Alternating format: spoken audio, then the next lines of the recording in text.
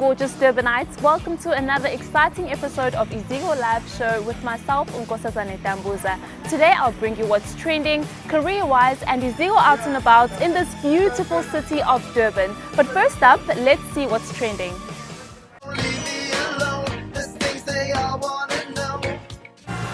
This Women's Month, we've seen more women abuse than desired. The Deputy Minister of Higher Education and Training, Mduduzi Manana, has been accused of assaulting a woman at the Cubana nightclub in northern Johannesburg. A whole Deputy Minister, Nogal, on Women's Month. Well, it gets worse. The president of the ANC Women's League, Bathabile Dlamini, was asked to request the suspension of Manana, but she responded and argued that he is not the first minister to abuse a woman and that the many others must first account for their actions. It's quite sad actually. It seems like us women have no one to turn to anymore. Also, soccer legend Mark Smaponyane has been found guilty of assaulting his wife when he appeared in the Tembisa Magistrates Court on Monday. Their son, Maps Smaponyane, took to Twitter to reveal his disappointment, saying that it's really sad that the people you love and looked up to let you down. We feel you, Maps. We feel you. Career-wise, we chat to a DUT student, Lwazi Zungu, who's doing his Masters in Architecture. Let's check it out.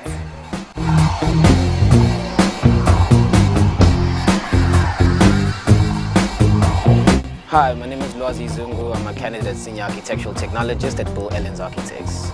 I studied architecture at the Durban University of Technology and currently hold a BTech degree in architectural technology. I am also currently pursuing my Masters of the Built Environment degree in architecture with the Durban University of Technology, and with the help of DUT I was also awarded the chance to be able to go abroad into Poland and study at Gdansk University of Technology. My introduction into architecture begins when I first got introduced to a friend of my father's who was an architect. I had been drawing a lot as a kid, but it was only just doodles. And then when I first got introduced to the person, I was then thrust upon the world of plans, designs, and really pretty buildings and really awesome looking visual aesthetics. My first year of architecture was a really difficult one. We had a lot of different design-based projects, a total of about 20 projects if I may remember correctly. It was not an easy one at all, where we had to relearn how to sketch, how to draw plans using rulers. We had to use boards to be able to understand exactly what it is that goes behind the thought process of an architect. And from then on, we were then given the opportunity to do an internship, which is where I got introduced to Bill Ellen's Architects, which is the company that I'm currently working for. At Bill Ellen's Architects, we were given the opportunity to actually broaden our understanding on how the process of creating a building actually goes, where you actually sit down with the client and you get the opportunity to understand what it is that they want, but also create what it is that you have envisioned for them as well. I also got introduced to the housing crisis that we are currently facing in South Africa, where I'm actually thinking more than just the fact that we are creating buildings or housing, but it's actually broader than that, where we are actually affecting communities. We are building communities, we are creating spaces where people actually live and laugh and play. And so it actually broadened my eyes in the sense that there is more to it than just a building in a site.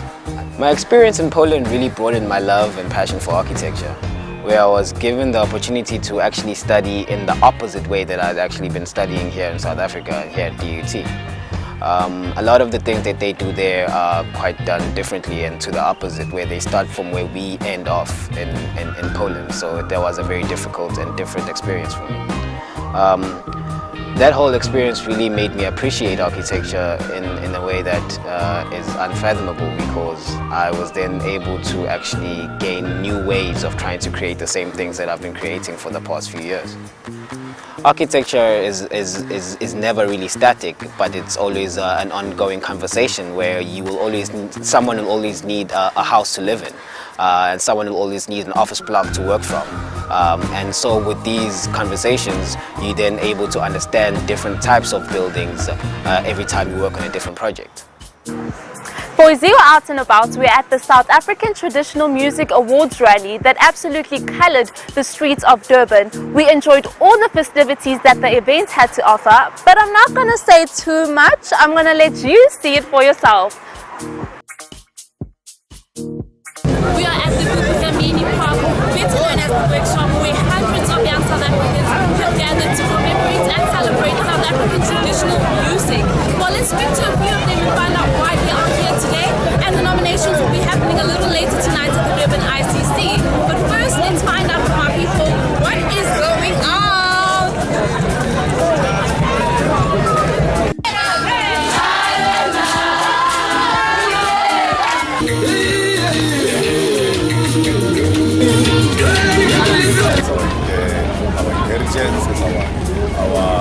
That's what we grew up listening to. So if we can celebrate that, we can't be celebrating Americans, right? Yeah. We can't be celebrating American music. That's why Mr. Sawi said 90% local content. He was talking about our own music done by our own artists.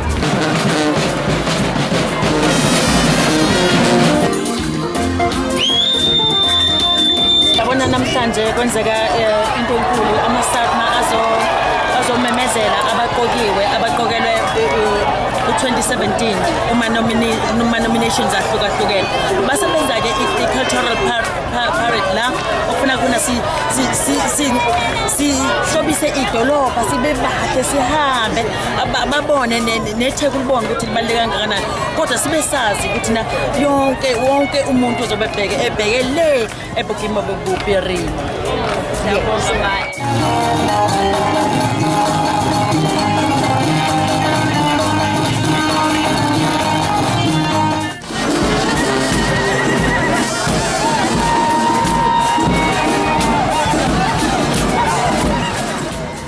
Absolutely great having you on the show today, but unfortunately we have to call it a wrap. And from me, your host, Nkosazana Dambuza, it's Love and Light. And remember, wathinta abafazi, wathinta imbokodo.